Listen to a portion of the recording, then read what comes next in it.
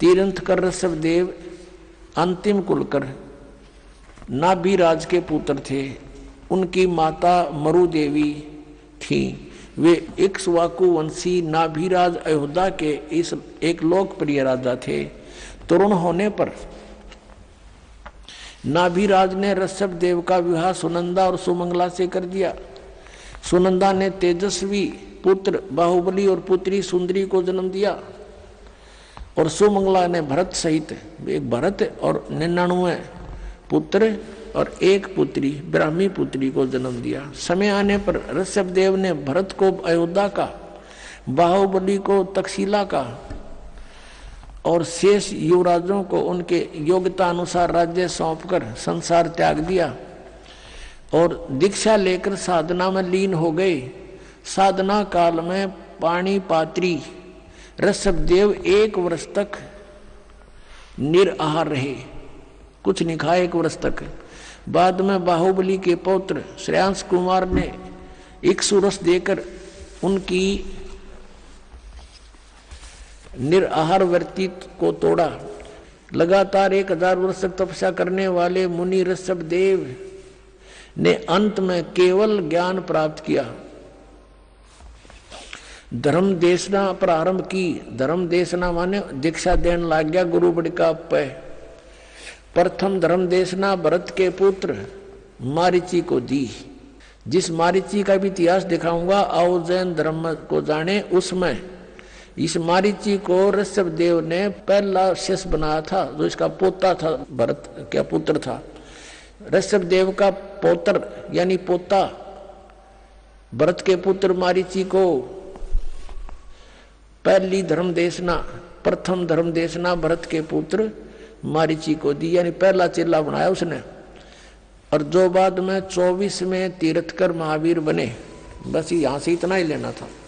पुण्यात्माओं, आपका सौभाग्य और इन महापुरुषों का दुर्भाग्य अब तोला जा रहा है। इन्होंने कितनी मेहनत की, कितने हजारों वर्षों तक तपस्याएं की, लेकिन इनकी वे ऑफ वर्शिप ठीक नहीं थी। लंबी लंबी उम्र थी इनकी, बहुत लंबी लंबी आयु थी, और फिर भी दुर्गति को प्राप्त हुए, क्योंकि इनकी साधना ठीक नहीं थी। इनको तत्वदर्शी संत नहीं मिले थे। सतगुरु ना मिलने से ये हालत होती है। कहते एती उम्र बुलंद मरेगा अंतरे, क्योंकि सतगुरु लगे ना कान ना बैठे वो संतरे। वो सतगुरु मिले ना कोई संत मिले जो तत्वदर्शी संत हो। जैसे आप भक्तजन हैं, आपको ये तत्व ज्ञान हो गया, आप संत हैं। साधु वही जो सीधा चाले, बुराई छोड़ दे, भक्ति करता है, सच साधना करता है।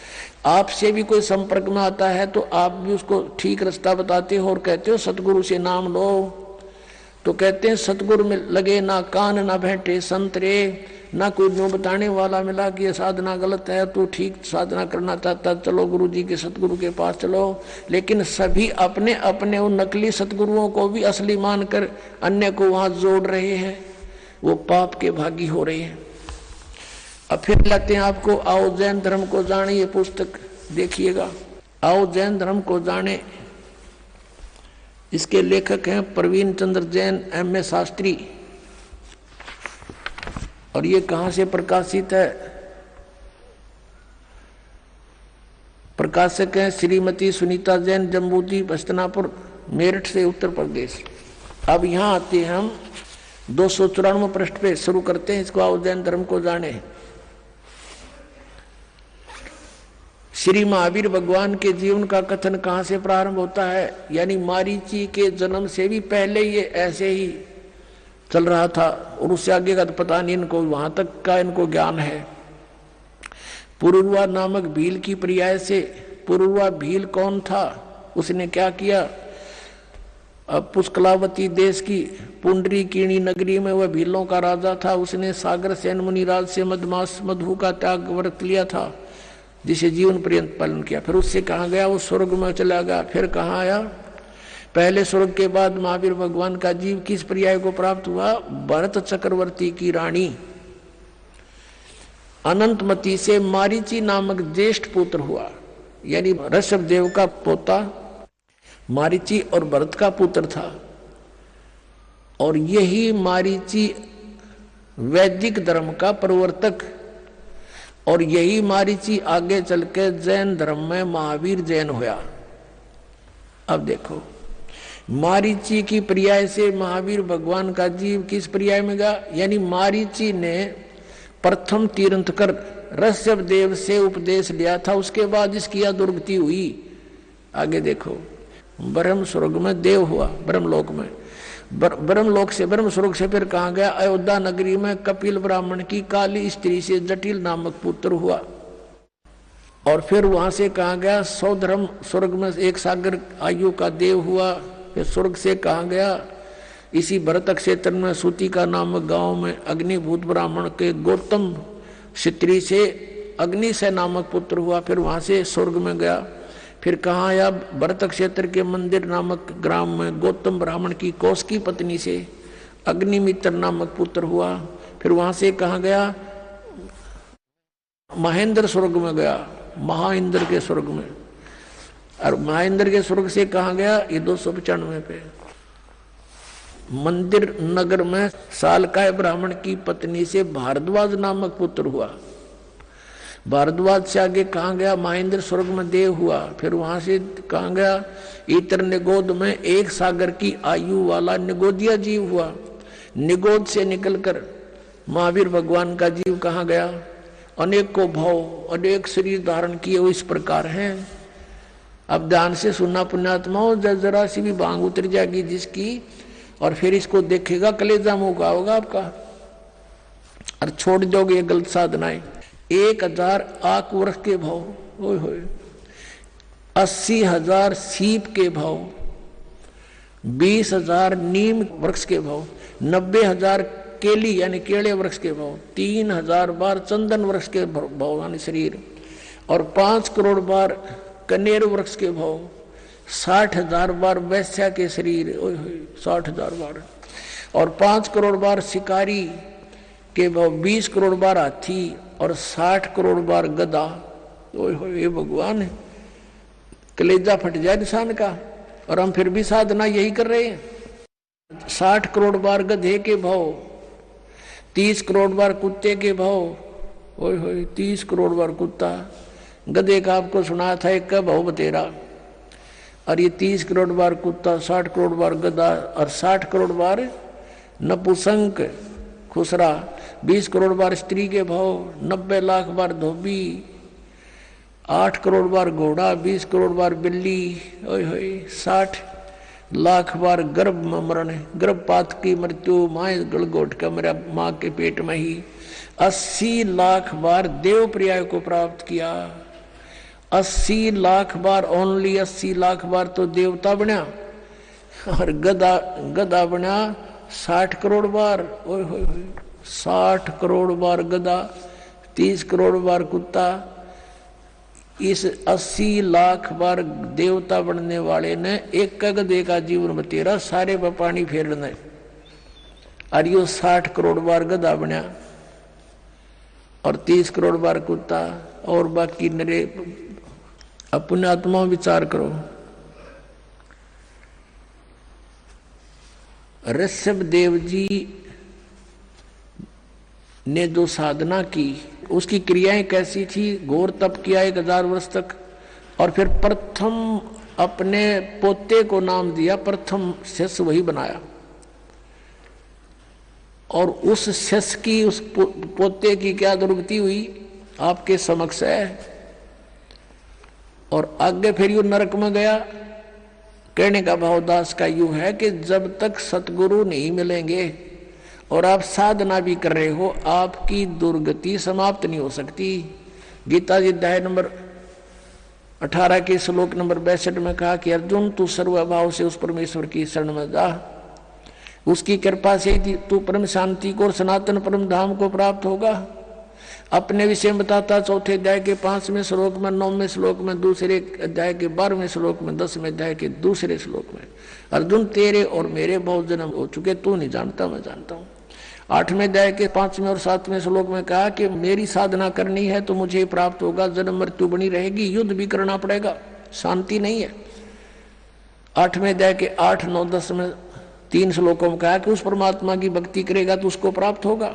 उसकी प्राप्त होने के बाद फिर जन्म मृत्यु तेरी कभी नहीं होगी, परम शांति होगी। अपनी साधना बताता है, मेरा तेको ओम नाम है, 8वें अध्याय के 13वें श्लोक में बताया गीता ज्ञानदाता ने। मुझ ब्रह्म का केवल एक ओम मंत्र है, जो इसका अंतिम सांस तक सुमन करेगा मुझे प्राप्त होगा, और मेरी प्राप्ति में जन्म मृत्यु नहीं समाप्त हो सकती है।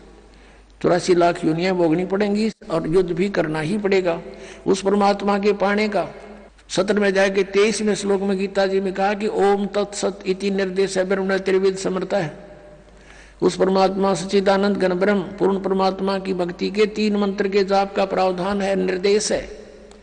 4थे अध्याय के 34वें श्लोक में कहा कि उस तत्व ज्ञान को समझ, कौन से को? 4थे अध्याय के 32वें श्लोक में गीता जी में कहा है कि स्वयं सच्चिदानंद घन ब्रह्म ने अपने मुख से उच्चारण करके जो वाणी बोली है वो सच्चिदानंद घन ब्रह्म की वाणी है, वो तत्व ज्ञान है। उस तत्व ज्ञान को मैं नहीं जानता, गीता ज्ञानदाता कहता है।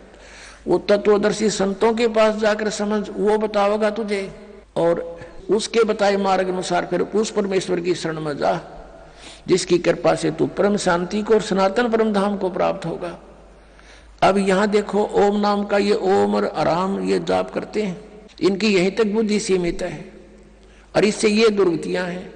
अब वो 3 मंत्र का जाप, ओम तो सीधा है, तत् और सत्य सांकेतिक है, ये गुप्त है, ये दास बता सकता है इस पृथ्वी पर, और किसी के पास नहीं है। अब ये छुपा कर रखने थे परमात्मा ने। अब इस मारीची वाले जीव की आज्ञा के और दुर्गति हुई। देखो, आओ जैन धर्म को जाने, ये पुस्तक हम पढ़ रहे हैं। 295 पृष्ठ पे हमने ये पढ़ लिया।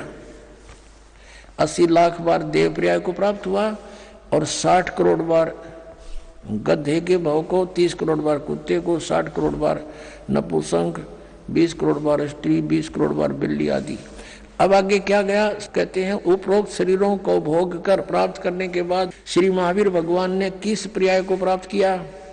राजगृह नगर में सथावर नामक ब्राह्मण हुआ, उससे फिर महेंद्र स्वर्ग में गया, फिर ऐसे जन्म हुआ, और फिर महाशुक्र स्वर्ग में गया, फिर तिस्पुट नामक नारायण हुआ, और फिर 7वें नरक में गया। ये बताना रह रहा था नरक। 7वें नरक में गया यो महावीर जैन यानी मारीची, और 7वें नरक से फिर कहाँ गए? 296 पृष्ठ पे पढ़िए। सिंहगिरी पर्वत पर सिंह हुआ, पुनः प्रथम नरक में गया, फिर नरक में गया, शेर बना, फिर वहां से हिमवान पर्वत शिखर पर फिर सिंह हुआ स्वर्ग से आकर के। प्रथम नरक से निकल कर कहाँ गया कि हिमवान पर्वत पर शिखर पर फिर सिंह हुआ, और फिर वहां से कहाँ गया? स्वर्ग में गया, एक मुनि से उपदेश लिया।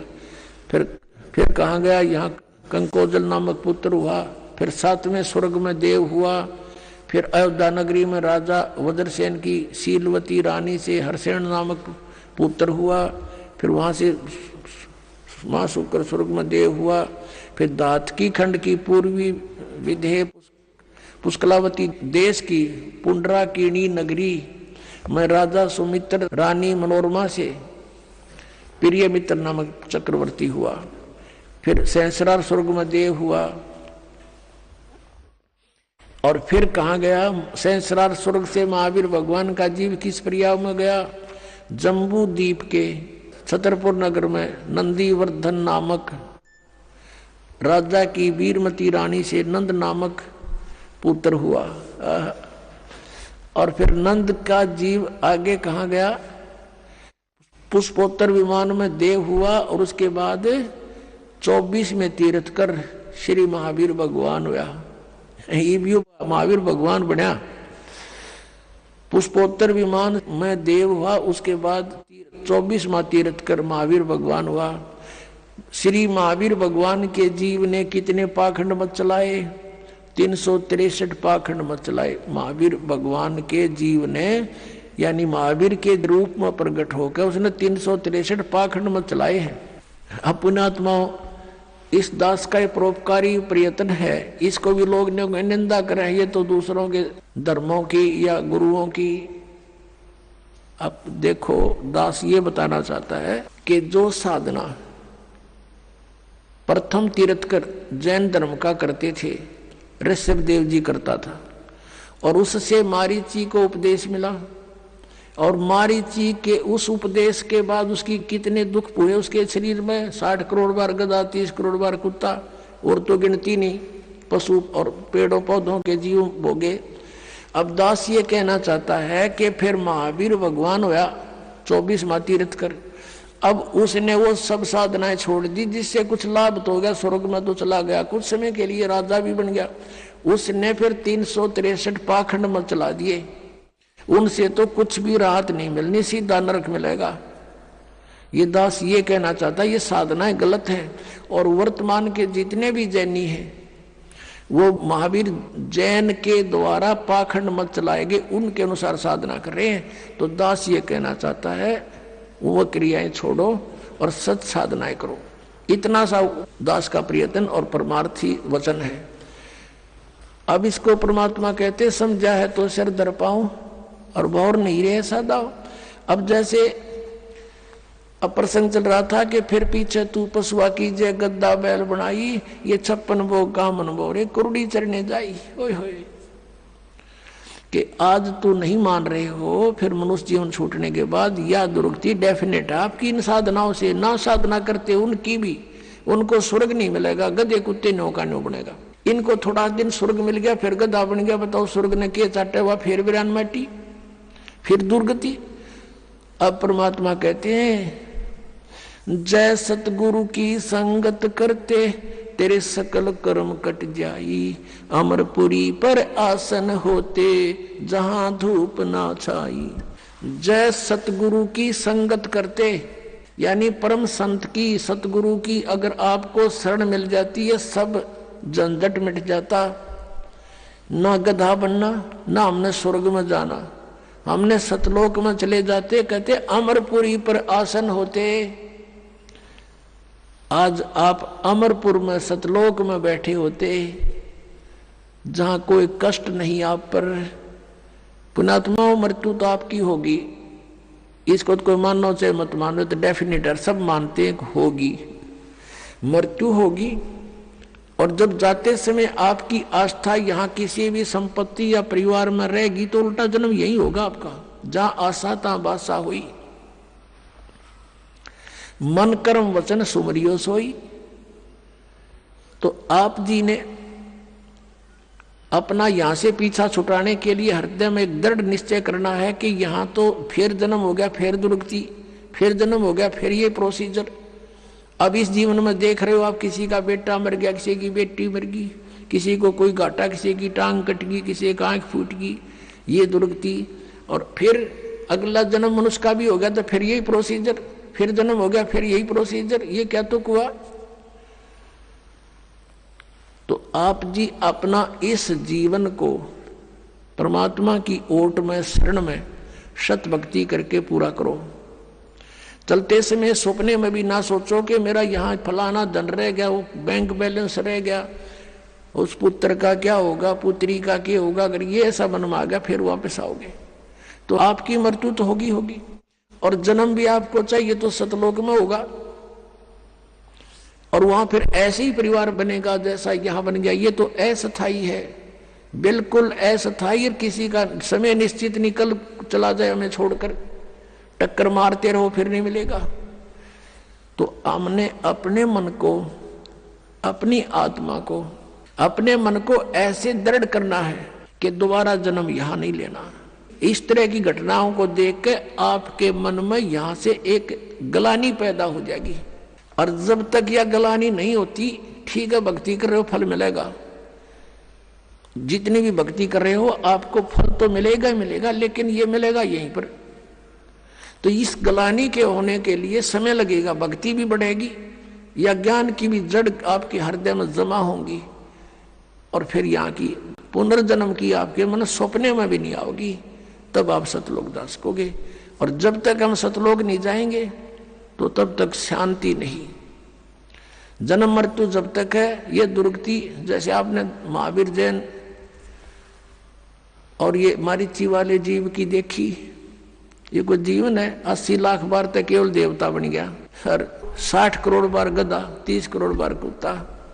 पुण्यात्माओं क्योंकि हम मनुष्य जीवन में है, समय पर रोटी मिल जाए, जब दिल करे चाय पी लेते हैं, दूध पी लिया, काजू किस्मत खा लिए, लाडू जलेबी बनवा ली, आज हमने नो दस्ती को नया दुर्गति होगी, लेकिन ठीक है, अपनी बुद्धि काम ना करे तो किसी समझदार के विचारों पर जोर जरूर देना चाहिए। तो परमेश्वर ने आके हमें बताया है, और परमेश्वर के उस वचन को हमने उसका आदेश मानना पड़ेगा। हम आदेश नहीं मान रहे अभी, हम केवल उनको सुनते हैं, प्रसन्न होते हैं, बहुत अच्छी बात बताई, भक्ति भी करनी चाहिए। तो उनका आदेश है कि समझा है तो सिर दर पाओ और बहर नहीं रे ऐसा दाओ, ये संसार समझदा नहीं कहंदा श्याम दोपहरे नू, गरीबदास ये वक्त जात है रोगे इस पैरे नू।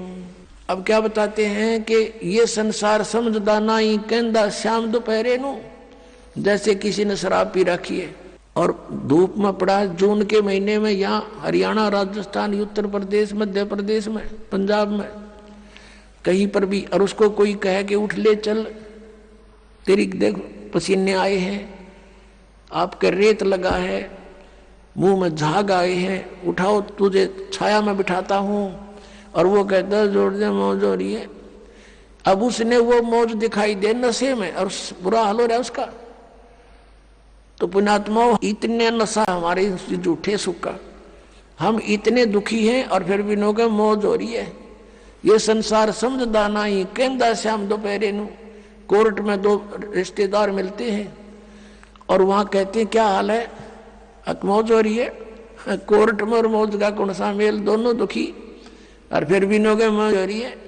तो कहते हैं ये संसार समझदा नहीं कहंदा श्याम दोपहरे नू, गरीबदास ये वक्त जाता रोगे इस पैरे नू। सत साधना ना की ये मनुष्य जीवन को फिर रोया करोगे कुत्ते बन के ऊपर न मुंह करके। बोलो सतगुरुदेव।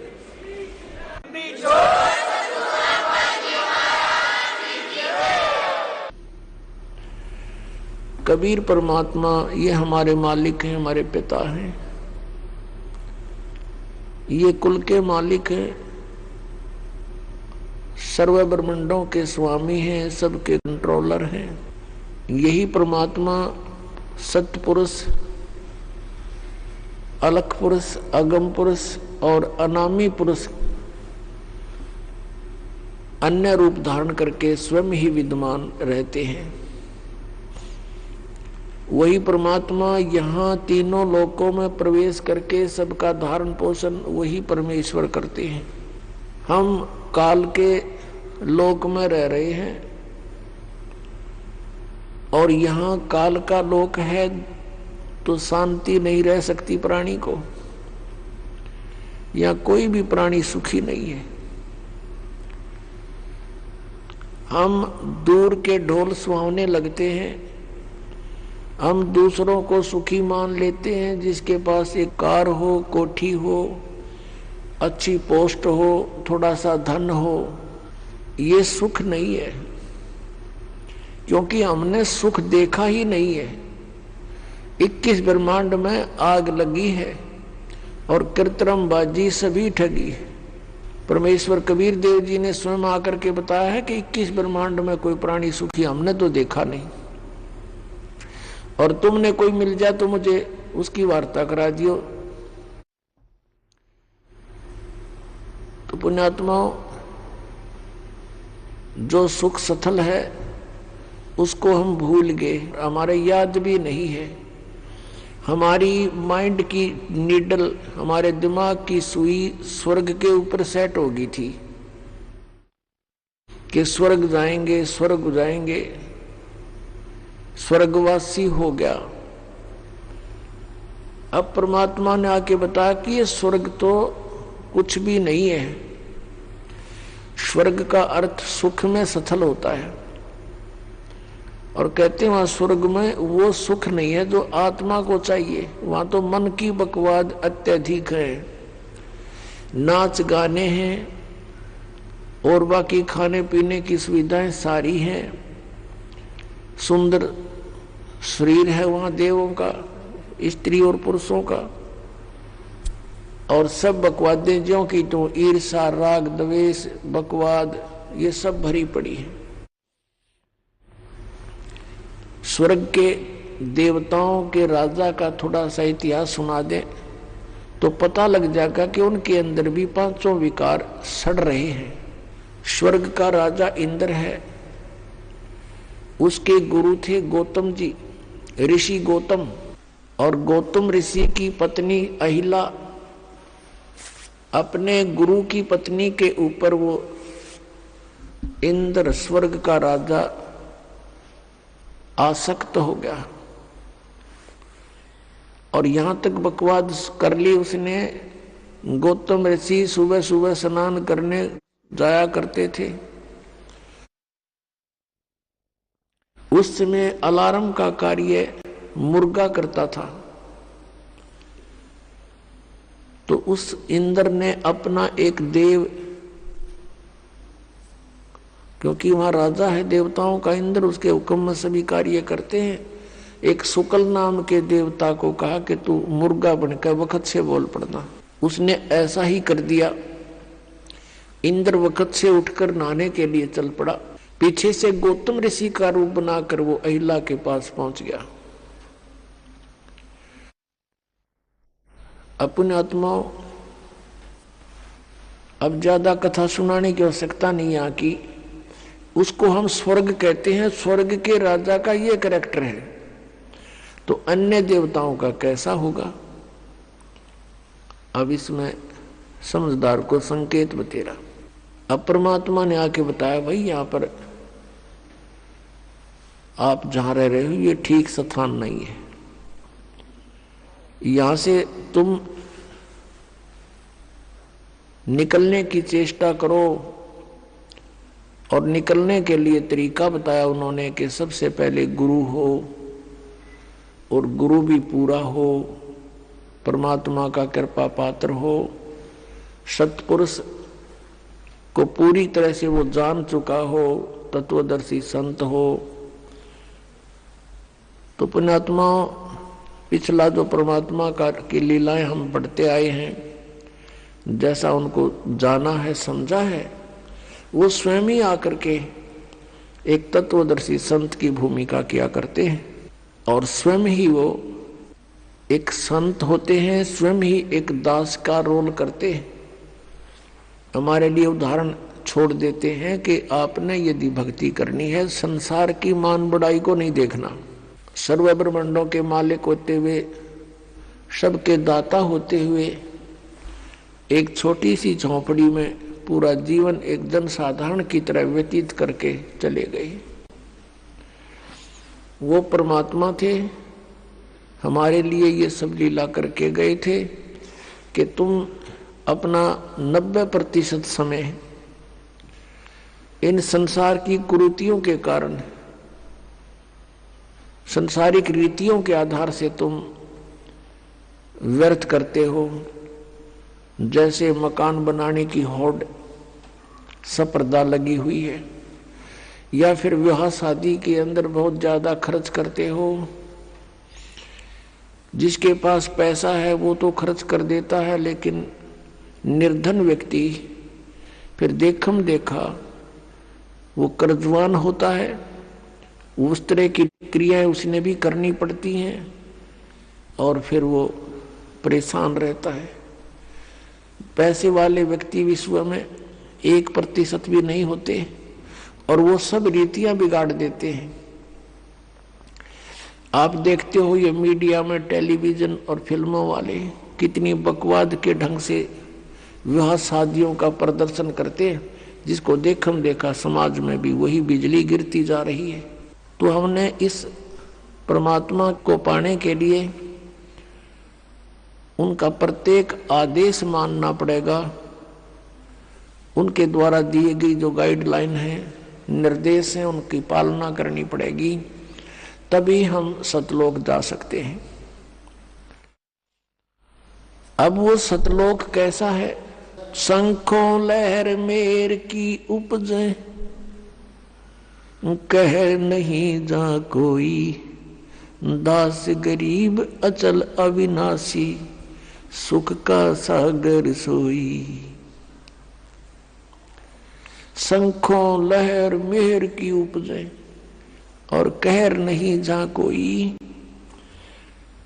अब गरीबदास साहिब जी जो परमात्मा उनको मिले थे, सचखंड सतलोक लेकर गए थे, उन्होंने परमात्मा से परिचित होने के उपरांत परमेश्वर की महिमा को कलम तोड़ ढंग से लिखा है। बोला कि शंखों लहर